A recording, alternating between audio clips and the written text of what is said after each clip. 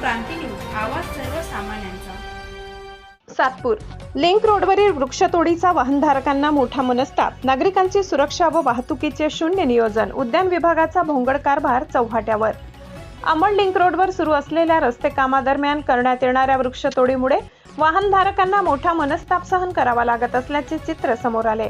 महानगरपालिकेच्या सातपूर उद्यान विभागाकडून रस्त्यावरील अडथळा ठरणारी झाडे हटविण्याचे काम सुरू असले तरी यामध्ये सुरक्षा उपाययोजना आणि वाहतूक नियोजनाचा पूर्ण अभाव दिसून येत आहे।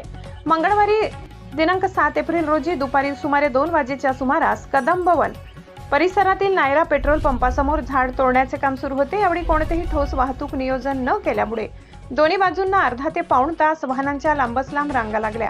परिणामी लिंक रोडवर मोठी वाहतूक कोंडी निर्माण झाली। या कोंडीचा फटका अत्यावश्यक सेवांच्या वाहनांना, औद्योगिक वसाहतीकडे जाणाऱ्या कामगारांना तसेच शालेय वाहनांना बसला।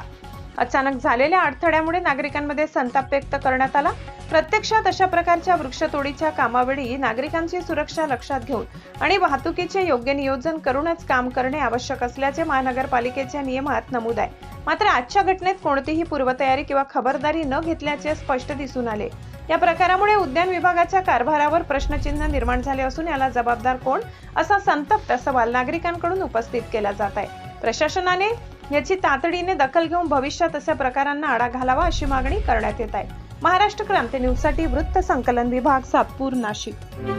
अशाच नवनवीन बातम्या पाहण्यासाठी आमच्या महाराष्ट्र क्रांती न्यूज या YouTube चॅनलला लाईक करा, सबस्क्राईब करा आणि बेल आयकॉनला प्रेस करा।